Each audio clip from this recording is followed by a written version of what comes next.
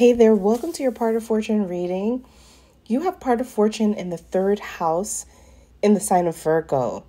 Part of fortune is your luck. It's your it's different than Jupiter's luck because a part of fortune is based off of your top three, your rising, your sun, and your moon. So it's a fortunate energy because it's an internal drive. And so part of fortune helps you to tap into the frequency of wealth. This is why part of fortune is also called par fortune, lot of fortune, and is also connected to how other people are part of that lot. They're like park their cars in your lot of fortune. So it's about being used by humanity. And so the energy is pulled into a frequency that gives you contentment because it's a calculation of your sun, moon, and rising, right? So it tells you doing this energy, energizing this part of your chart will help you to have a better ego and confidence, help you to be more impressive to people, and help you to satisfy the inner drive to be cared for, that moon in Cancer. So the part of fortune in the third house is how you energize to bring yourself into that frequency.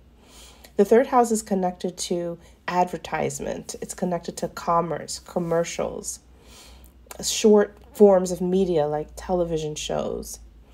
And the third house is communications overall. It's how we communicate and give our words out into the world. So with the third house specific placement, your luck and fortune comes through knowing how to market yourself. So this is definitely a place of, it's similar to the fifth house in that it's a place of thinking like an entrepreneur and thinking how you can take the value and the worth that you have and get people to understand how it's valuable and worthy to them. So the third house is also connected to transit, moving things like cars, trains, buses. And so when you look at like cars when they travel, trains on the train, and even on buses, advertisement is there. So it's all like interconnected. So this actually is really important for you to be very connected to your neighborhood, to be going to the local library if there's even a such thing anymore, or, you know, whatever store is a few blocks by, knowing your town and being really able to travel through your town. So these are people who really like to maybe bike ride or just drive around. And if you haven't tapped into that, I definitely suggest it because it might be a place where you can find clarity with third house communications. And while it seems very simple, it's from this place that people can gain a lot of wealth because it's a lucky place and a fortunate place. So like when you gain clarity, other people gain clarity. They can get clarity from you, or they can get the clarity that you have come up for yourself, or they can gain clarity by being in a conversation, in a communications effort with you. That also means that you bring clarity to your marketability. And it's clear that what you have to offer is going to be something that a lot of people can enjoy. That's really that market. Like it stands out in the market. With the part of fortune in Virgo, this energy is really lucky in being connected to their sophisticated words, right? Virgo in the third house. So like really upping your grammar, understanding the importance of grammar and being more sophisticated. So the third house can sometimes have a placements where people communicate in very blunt or like they're cursing all the time and stuff. That's absolutely fine. But I think that what would work really well for you is to consider how to really make it on up, like the higher echelons of grammar, and maybe, you know, cursing when it really means something. And so that makes it very dynamic and fun. But part of fortune here really, especially in Virgo, really wants people to understand how language is about integrity and doing what you say you do. Of course, telling the truth, being honest. Sometimes it can be a little reserved, but this energy wants to be able to speak to anyone from any place. based off of that level of integrity and respect within the communications. And speaking of any other place, this could be a real great place for translation.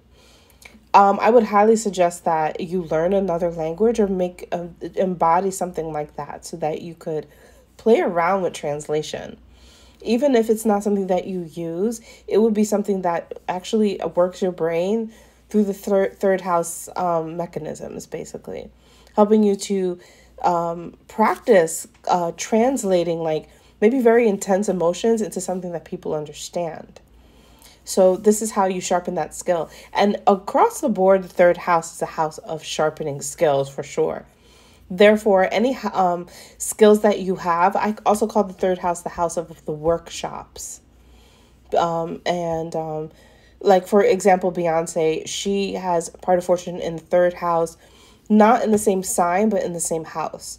And you see that everything that she does, it actually has a workshop to it, like rehearsal or workshop to it before she does anything, even a performance. Even a performance could take months for her to prepare and workshop herself for that. Or she might actually find herself doing a show, right? Like, for example, Renaissance, and that may have been a couple of years. So think about, of course, her chart is different, but think about the idea of how taking very small increments of time and focusing on skills and recognizing that the development of skills over time is where the mastery comes in, where the real showing off really happens. So this placement is a little bit more humble than a show off, but still has the desire to be sharp. And so this is why also people are really interested in you. They want to park their cars in your lot because you have a sharpness to anything that you learn, and the confidence emanates through the skill versus any sort of braggadociousness, if that makes sense. So that's what really is compelling with this type of placement. It's also important for me to help you recognize that these types of things with the part of fortune is where there's a lot of ease that can be applied to this placement. It doesn't have effort. And there are certain part of fortunes that have like a conjunction to Saturn that would make it a little bit more effort, but you don't have that. In fact, your part of fortune is in a different sign than the North Node, but still in the third house. So there's a desire for wealth, a desire for expansion and success, global recognition. But again, maybe not on the most braggadocious space in here. This is a very humble placement, I got to tell you. Like, it really wants to be successful, very much so with that North Node there, but is not really trying to just do it for the looks and the shine as much as it's about the inner confidence, because everything in the bottom part of the chart is about the internal world. So it's about the inner confidence that it gains when you surpass a certain workshop, right, or phase of doing something that helps you to feel better. And because the part of fortune is here, it tells me that it's easy for you to do these things. It's easy for you to communicate, easy for you to pick up languages, pick up different skills, give yourself some time to hone in on them, and then you come up with your own style and flavor to it, because the third house is absolutely about the inflections in our voice, the way that, you know, like when somebody brings their arm up, one person might do it gracefully, one person might do it with a little bit more like, you know, rhythm or whatever. So the third house is the nuances of like our style and attitude, right? It's like the attitude is a great way to use the third house. And so these types of things are easy. You understand style, attitude in your words. You understand it in marketability. Even if you haven't entertained it before, even though I do feel like you have with the North Node and Pluto being in the third house, that, you know, it's something that you should be doing, which is playing around with understanding what is marketable in life. And even if you're not marketing yourself or something that you're doing in business, it really helps you to understand how people work, right? And what is compelling to people. So these things are very enhanced for you. These types of experiences of being connected to communications and being out in the neighborhood, transiting, moving around. These things deeply satisfy you. And so it becomes a frequency of fortune and wealth because you recognize the ease that comes with it. So this also means that you're easily marketable. Like, and this is something I always like to tell people with part of fortune is to see the ease in it. Because when you're dealing with other aspects in the chart, which are more challenging, this part gives you that almost like, relaxation effect. That's what the part of fortune should give you when you're reading a chart. This is where I can relax, where I can just ease right into it. And anything that doesn't feel easy isn't really for you. That would definitely be something when it comes to part of fortune in the third house, like a marketable position or offer or something. Anything that doesn't feel easy, don't, try not to indulge in that where the part of fortune is, because it's unnecessary. It's almost unnecessary energy, because everything here shows you how ease works. And then it enhances the entire chart because, again, it's the calculation of your top 3. Okay, so I wanted to also bring in the gene keys. If you follow me, I love the gene keys, and they have a position within the zodiac.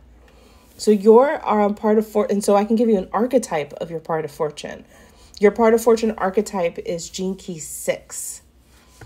So let's take a look at this right now.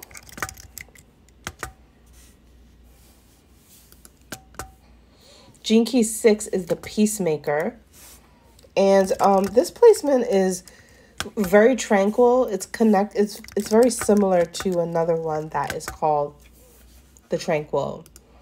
But the peacemaker is basically the mediator. They can sense conflict in others even before it arises.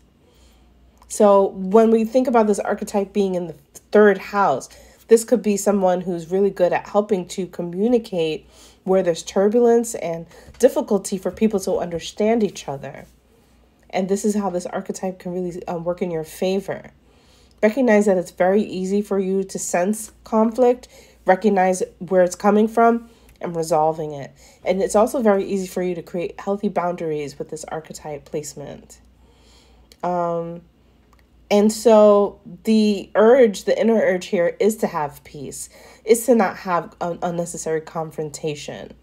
And so the path to peace is something that you bring with ease. And this is why people might hire you. They might literally hire you because you're diplomatic. You bring the essence of peace.